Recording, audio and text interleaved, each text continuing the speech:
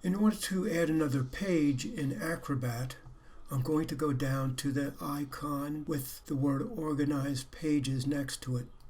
When I click on it, there are a number of options here.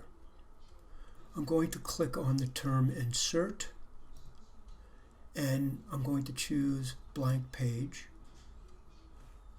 Usually the default has after and the page number that it would be following. I'll hit OK. Now I'll save it. I'm going to go to Home and then double click on it again to bring up the document itself. And now I have 2 pages.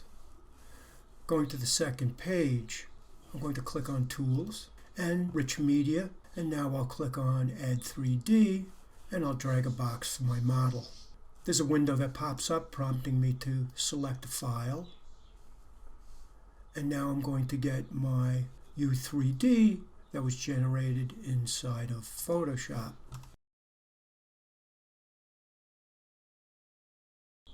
Once my file is in the PDF, I can now click inside and I should be able to manipulate it.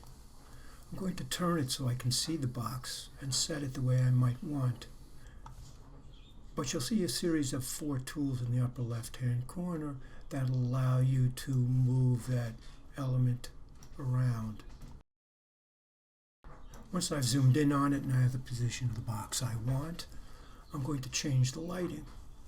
At the far right-hand side of the toolbar, you'll see a desk lamp, and if you click on the tab to the right, you'll see these different options for how you might introduce lights. I'm going to go with CAD Optimize Lights. Now I don't want the gray background, so I'll right-click inside my document and I'll go to View Options. Choose Select Background Color.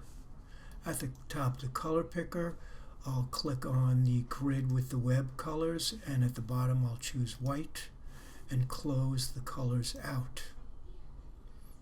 Now I'd like it to be this way when someone clicks on it and loads it. I'll right-click, going to Views, Manage Views, and I'll choose New View. Leaving all the settings as they are by default, I will click OK, and I'm going to choose Use as Default. And if I wanted to, I could rename it at this point. Clicking OK, I'm going to save my file. Now if I were to close my file out and then launch it again, I should have my video on page 1,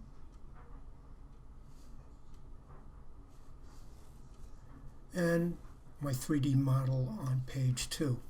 Now, it's a bit of a thing they haven't worked out in Acrobat yet, but as soon as I click on it, it will reference the view that I chose, and the end user has the option to scale, zoom in, and rotate. And that concludes the PDF tutorial file.